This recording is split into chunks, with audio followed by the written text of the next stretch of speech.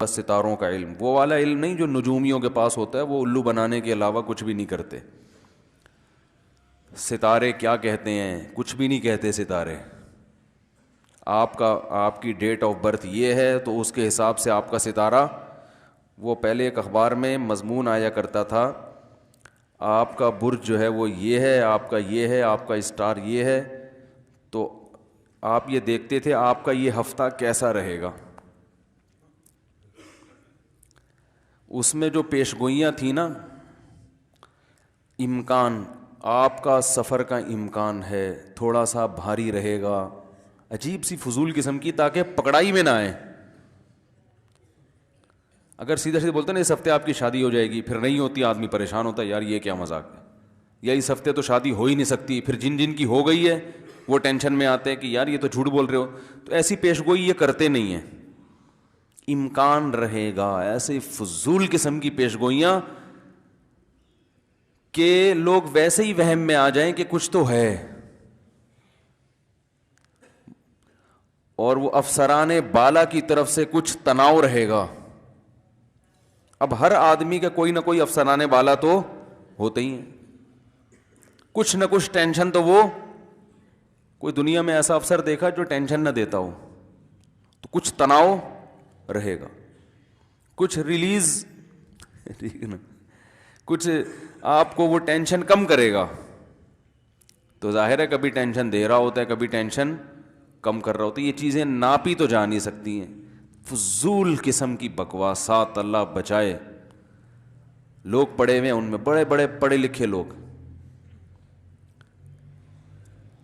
ایک صاحب کہنے لگے یہ ہاتھوں کی لکیریں کیا کہتی ہیں؟ میں نے کہا ہاتھ جب انسان بند کرتا ہے نا، تو جس اسٹائل میں بند کرے گا اسی اسٹائل میں لکیریں بن جاتی ہیں. بچہ ماں کے پیٹ میں مٹھی بند کر کے ہوتا ہے، تو اس لیے اس کے ہاتھ میں کیا پڑ جاتی ہیں؟ بولو نا بھائی، لکیریں. تو وہ کچھ بھی نہیں کہتی.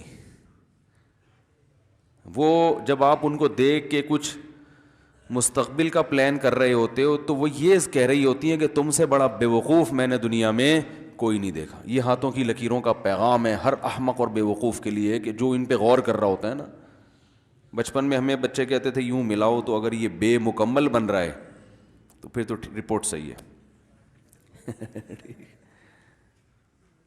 میرا بے مکمل نہیں بن رہا، تھوڑی لکیریں دائیں بائیں جا رہی ہیں. وہ کہتے تھے مجھے ٹینشن ہے بھائی. وہ کہتے بڑی کیا ہے، ٹینشن میں رہو گے. تو اللہ نے تو بچایا ہے ٹینشن سے، الحمدللہ، اللہ بچائے رکھے. جو پیش گوئیاں کرنے والے تھے ان کی لکیریں صحیح ہو کے بھی بیچاروں کی ٹینشن ختم نہیں ہو رہی. تو ستاروں کا جو ہے نا، یہ نجومی وجومی کچھ بھی نہیں ہوتا. رسول اللہ صلی اللہ علیہ وسلم کی حدیث ہے کہ جو نجومیوں کے پاس آئے، کاہنوں کے پاس آئے، تو اس نے انکار کیا اس کلام کا. حضرت عائشہ فرماتی ہیں اس نے انکار کیا اس کلام کا جو اللہ نے اپنے نبی پہ نازل کیا ہے. یہ تو حضرت عائشہ نے اس کے بارے میں کہا کہ جو نبی صلی اللہ علیہ وسلم کے بارے میں یہ دعویٰ کرتا ہے کہ اپنی آنکھوں سے زیارت کی نبی نے. لیکن خیر یہ اختلافی موضوع ہے کہ نبی کی جو حدیث ہے کاہنوں کے بارے میں، اس کی نماز قبول نہیں ہوتی. تو اسلام میں اس کو پسند نہیں کیا گیا ہے، اس کو کفر قرار دیا گیا ہے. لیکن ایک ستاروں کا علم وہ ہوتا ہے جو ماہرین فلکیات، جو سائنسدانوں کے پاس ہے.